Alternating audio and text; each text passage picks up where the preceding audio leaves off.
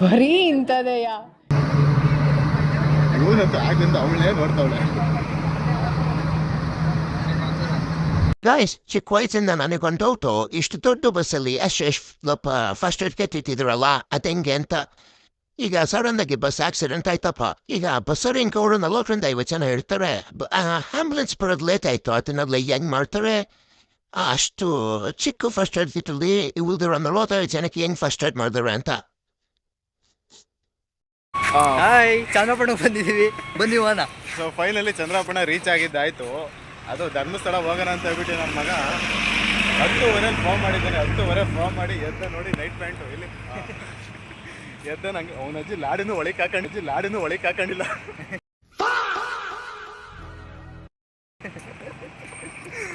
ಈ ಥರ ಬಂದಿದ್ದೀವಿ. ಇದು ಚಂದ್ರಪಟ್ಟಣ ಬಸ್ ಸ್ಟ್ಯಾಂಡು. ಎಲ್ಲ ಹಿಂದೆಗಡೆ ಕ್ಯಾಮ್ರಾ ತಿರುಗಿಸ್ಲಾ ನೋಡಿ ನಮ್ಮ ಚಂದ್ರಪಟ್ಟಣ ಬಸ್ ಸ್ಟ್ಯಾಂಡ್ ಎಲ್ಲ ಕೆಂಪು ಹಚ್ಕೊಂಡು ನಿಂತ್ಬಿಟ್ಟವೆ.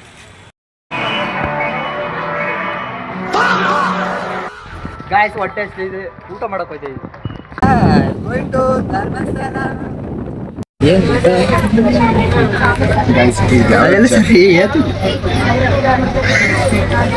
ಇಲ್ಲೇ ಬಂದಿದ್ದು ಧರ್ಮಸ್ಥಳ ನೋಡ್ಕೊಂಡಲ್ಲ. ಈ ಬೋಲ್ಡ್ ಮಗ ಡ್ರೈವರ್ ಅವನೇ ಹೊಡಿತಾನೆ. ಅವ್ನು ಇನ್ನೂ ಸುತ್ತಾಯ್ತಲ್ಲ ಇದು ಉದ್ದ ಬಸ್ಸು KSRTC. ಯಾವುದೇ ಕೆಂಪು ಸಿಗೋದು ಕೂತಿದ್ದೀವಿ. ವಿಮಾನ ವೆಹಿಕಲಲ್ಲಿ ಬಂದಿರೋ ನಾವು ಇಷ್ಟೊತ್ತಿಗೆ ಎಲ್ಲ ದರ್ಶನ ಮಾಡಿಸಿ ಮುಗಿಸ್ಕೊಂಡು ಬರ್ತಾ ಇದ್ವಿ. ಈಗ ನಮ್ಮ ಮಗ ಹೊಡಿತಿದ್ದಾನೆ ಅಂದರೆ 2 ಇನ್ನು ಸಕಲೇಶ್ಪುರ ಬಿಟ್ಟು ಮುಂದೆ ಹೋಗಿಲ್ಲ. ಟೈಮ್ ಎಷ್ಟಾಯ್ತು ಈಗ? 4:15 ಆಗಿತ್ತು. ಟೈಮ್ ಈಗಾಗಲೇ 4:15. 2 ಗಂಟೆಯಿಂದ ಇನ್ನೂ ಸಕಲೇಶ್ಪುರ ಬಿಟ್ಟು ಹೊಡಿತಾನೆ ಇದ್ದೀನಿ. ಇನ್ನೂ ಹೋಗಿಲ್ಲ. ಸಕಲೇಶ್ಪುರ ಬಿಟ್ಟು ಈಗ ಮುಂದೆ ಬಂದಿದ್ದೀವಿ. ಏನು ನೋಡ್ತಾ ಇದ್ವಿ, ಏನಪ್ಪ ಅಂದರೆ ಕ್ಯಾಮ್ರಾದಲ್ಲಿ ಇಬ್ಬರು ಸಕ್ಕತ್ತ ಬರ್ತೀನಿ ಅಂತ ಮಾತಾಡ್ತಿದ್ದೀವಿ. ಸಕ್ಕತ್ತಾಗಿದ್ದೀವಲ್ಲ. ನಿಮ್ಮ ಮಾತ್ರ ಮಾಡ್ತಿದ್ದೀರಿ, ನಮ್ಮ ಮಾಡಿ ಚೆನ್ನಾಗಿದ್ದೀವಿ ಅಂತ ಹೇಳ್ದು. ಅವನು ನಾನು ಚೆನ್ನಾಗಿದ್ದೀನಿ ಅಂತ ಹೇಳಕ್ ಹೋದ್ರೆ ಮಾಡಿದೆ.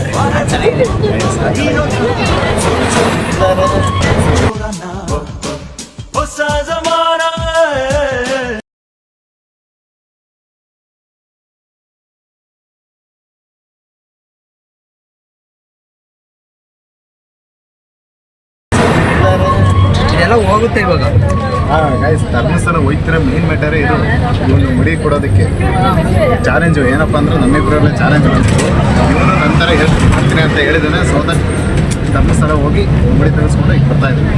ಸಾರಿ, ಹೋಗ್ತಾ ಇದ್ದೀವಿ. ಆರೆಂಜ್ ಬೆಟ್ಟ ಗುಟ್ಟ ಇರ್ತಾವಲ್ಲ, ನಾವು ಹೋಗ್ಬೇಕಾದ್ರೆ ಏನಾದ್ರು ಬಿದ್ದರೆ ನಮ್ಮ ಕಥೆ ಅಷ್ಟೇ. ಶ್ರೀರಾಮ್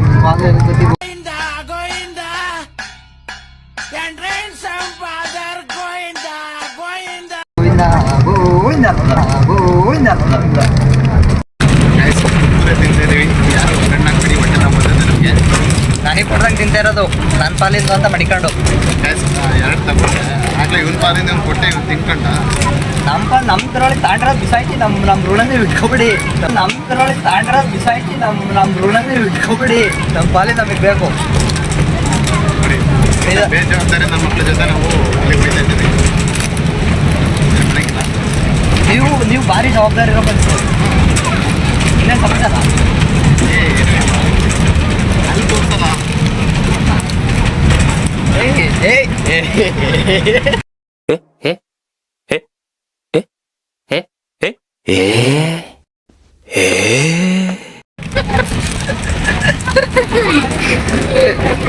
ಎಲ್ಲಿ ಇದು ಫೋಟೋ ತಕ್ಕದು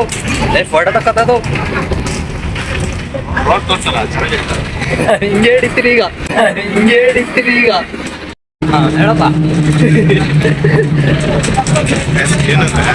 ಹೇಳ್ರಪ್ಪ, ಆಗ್ಲೇ ತಿಂದಿದ್ದು ಕುರ್ಕುರೆ ಸಖತ್ತಾಗಿತ್ತು. ಈ ಕುರ್ಕುರೆ ಸಖತ್ ಸೀಸ್ಬಿಟ್ಟಾರೆ, ಟೇಸ್ಟ್ ಇಲ್ಲ. ಸೊ ಗೈಸ್, ಫೈನಲಿ 6 ಗಂಟೆ ತಂದು ಬಿಟ್ಟ ಬಸ್. ಅವನ ಅಜ್ಜಿ ಹಂಗಂತೂ ಮನಿಕೊಂಡು ನಿದ್ದೆನೋ 1:15 ಬಸ್ ಹತ್ತಿರೋದು. 6 ಗಂಟೆ ರೀಚ್ ಅಲ್ಲ, 6:15 ಬಂದಿದ್ದೀವಿ ಧರ್ಮಸ್ಥಳ. ಸೊ ನೋಡಿ ಗೋಪುರ ಆತಲ್ಲ. ನಾನೇ ಬದುಕ್ಬಾರ್ದು ಮುಡಿ ತೆಗೆಯೋದಕ್ಕೆ 7 ಗಂಟೆ ಲಾಸ್ಟ್ ಅಂತ ಧರ್ಮಸ್ಥಳ. ಟೈಮ್ ಆಗ್ಬಿಟ್ಟಿದೆ, ಓಡ್ಬೇಕೀಗ. ಓಡು ಓಡು ಗುಡುಗುಡು ಗುಡುಗುಡು ಓಡೋದಿದೆ ಈಗ. ಫೈನಲಿ ಟಿಕೆಟ್ ಎಲ್ಲ ತಗೊಂಡು ಮುಡಿಕೊಳ್ಳೋಣ ಅಂತ ಬರ್ತಾ ಇದ್ದೀವಿ. ನೋಡಲ್ಲ ಏಯ್ ಬಾಯ್ ಕಡೆ ಗ್ಯಾಸ್. ಫೈನಲಿ ಮುಡಿ ಕೊಟ್ಟುಕೊಂಡು ಕರ್ಕೊಂಬರ್ತಾ ಇದೆ ನಮ್ಮ ಹುಡುಗನ್ನ. ತೋರ್ಸಲ್ಲ ಮುಖ, ನಾಚ್ ಬಂದಿದ್ದಾನೆ. ಯಾರು ಲೈನ್ ಹಾಕ್ಬಿಡ್ರಪ್ಪ ನಮ್ಮ ಹುಡುಗನ್ಗೆ, ಆಯ್ತಾ? ಎಷ್ಟೋ ನಾಚ್ಕೊಂತಿದ್ಯಾ ಅಲ್ಲಿ ಕತ್ಬಿಟ್ಟು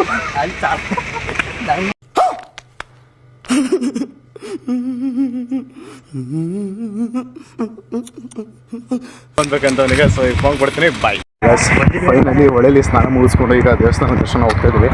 8:30 ದರ್ಶನ ಲಾಸ್ಟ್ ಅಂತ ಹೇಳಿದ್ದಾರೆ. ನನ್ನ ತಮ್ಮ ಪಾಪ ಇಲ್ಲಿ ಮುಜುಗರ ಪಡ್ತಿದ್ದೇನೆ ಎಲ್ಲಿ. ಸೊ ಈಗ ಬೇಗ ಹೋಗ್ಬಿಟ್ಟು ದರ್ಶನ ಮುಗಿಸಿ ಪ್ರಸಾದ ಹಾಕ್ತೀವಿ. ಇಲ್ಲಿಂದನೇ ಎಲ್ಲ ಕೈ ಮುಕ್ಕೊಂಡ್ವಿ. ಎಲ್ಲ ಫುಲ್ ವೈಟ್ ಆ್ಯಂಡ್ ವೈಟ್. ಯಾಕಲ್ಲ ಮಾಡ್ಬೇಡ ಬ್ರೋ ನನ್ನ. ನಾನು ತೋರಿಸ್ತಾ ಇದ್ದೀನಿ ಗುರು, ವೈಟ್ ಆ್ಯಂಡ್ ವೈಟಲ್ಲಿ ಇದ್ದೀನಿ ಅಂತ. ನೋಡಿ ಪಂಚೆ ಹಾಕಿದ್ದೀನಿ. ಸೊ ಪಂಚೆ ಹಾಕ್ಕೊಂಡು ವೈಟ್ ಆ್ಯಂಡ್ ವೈಟಲ್ಲಿ ಹೋಗ್ತಾ ಇದ್ದೀವಿ. ಈಗ ದೇವಸ್ಥಾನವರೆಗೂ ನಡ್ಕೊಂಡು ಹೋಗ್ಬಿಡೋಣ ಅಂತ ಪ್ಲ್ಯಾನ್ ಮಾಡ್ತಿದ್ವಿ. ಎಂತಕ್ಕಂದರೆ ನನ್ನ ಮಗ ಆಟೋದವನು 80 ರೂಪಾಯಿ ಎತ್ಕೊಂಡ ಇಬ್ಬರಿಂದ. ನಮ್ಮ ಚಂದ್ರಪ್ಪಣದಲ್ಲಿ ಟೌನ್ ಬಾಡಿಗೆ 40 ರೂಪಾಯಿ ಹೊಡಿತಾರೆ. ಅಲ್ಲಿಂದ ಯಾವುದೋ ಒಂದು ಕೋಟ 10 ರೂಪಾಯಿ ಎಲ್ಗೋ ಹೋದಂಗೆ ಆಗುತ್ತೆ. ಇಲ್ಲಿಗೆ ಇಷ್ಟು ದೂರಕ್ಕೆ 80 ರೂಪಾಯಿ ಕೊಡಬೇಕು. ಸೊ ದಟ್ ಫೈನಲಿ ನಡೆಯೋಣ ಅಂತ ಪ್ಲ್ಯಾನ್ ಮಾಡಿದ್ದೀವಿ. ಹೋಗ್ತಾ ಇದ್ದೀವಿ. ಮಾಮೂಲಿ ಟೈಮ್ಲಿ ಇಷ್ಟು ಚೆನ್ನಾಗಿರಲ್ಲ. ನೆಮ್ಮದಿಯಾರು ಇರಬೇಕಂತ ಹೇಳೋದು ಅವನಕ್ಕೆ. ಅದೇ ಎಷ್ಟು ನೆಮ್ಮದಿಯಾಗಿದೆ ಗೈಸ್.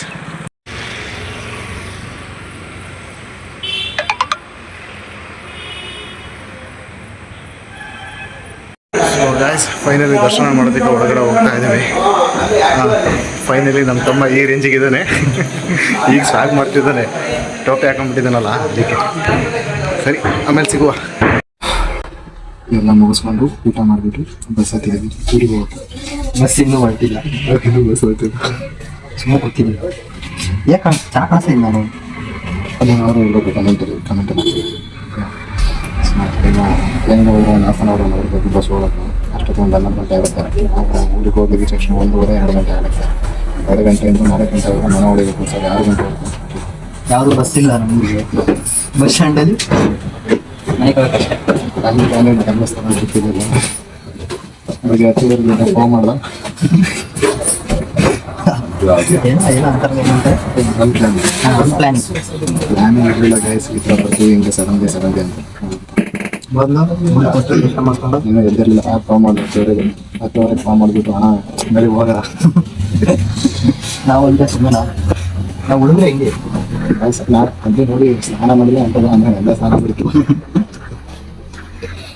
ಹಿಂಗೆ ಸ್ನಾನ ಮಾಡಿ ಇವತ್ತು ಎದ್ದೆ ನನಗೆ ಮಠ ತಗೊಂಡ್ಬಿಟ್ಟು ನೈಟ್ಕೊಂಡ್ರೆ ಅದೇ ಶರ್ಟು ಅದೇ ನೈಟ್ಕೊಂಡ್ರೆ ಬಂದಿದ್ದೆ ಸರ್. ನಾವು ಎಲ್ಲ ಇದೆ ಸರ್.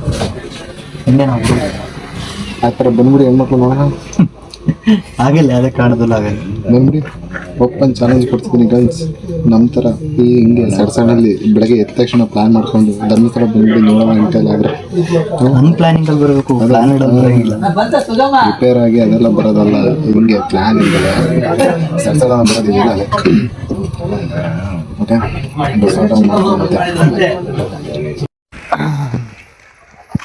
ಗೈಸ್, ಧರ್ಮಸ್ಥಳ ಬಂದು ಎಷ್ಟು ಖುಷಿ ಆಯಿತು ಅನ್ನೋದಕ್ಕಿಂತ ದೊಡ್ಡದಾಗಿ ನಮಗೆ ಖುಷಿ ಆಗಿರೋದಕ್ಕಿಂತ ಅದರಷ್ಟೇ ಬೇಜಾರಾಗಿದೆ.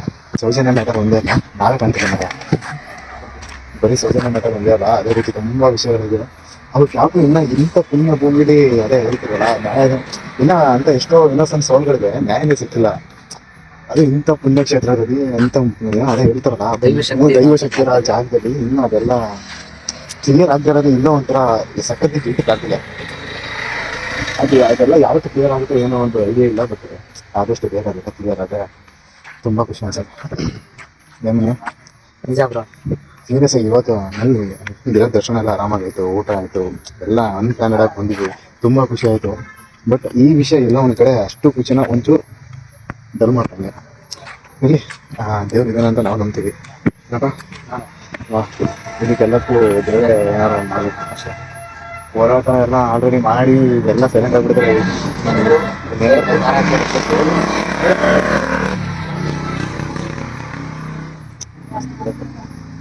ಮಸ್ತ್ ಬಿಡಕ್ಕೆ. ಸೊ ಅಷ್ಟೇ, ಒಂಥರ ಖುಷಿ ಅನ್ನೋದನ್ನ ಬೇರೆ ಜಾಸ್ತಿ ಆಯ್ತು. ಏನು ಮಾಡೋಕ್ಕಾಗಲ್ಲ, ಹಂಗಿದೆ ಸಮಾಜ. ಏನು ಮಾಡೋದಕ್ಕಾಗಲ್ಲ. ಈ ಪಬ್ಲಿಕ್ಸು ಹಂಗೆ ಇದ್ದಾರೆ.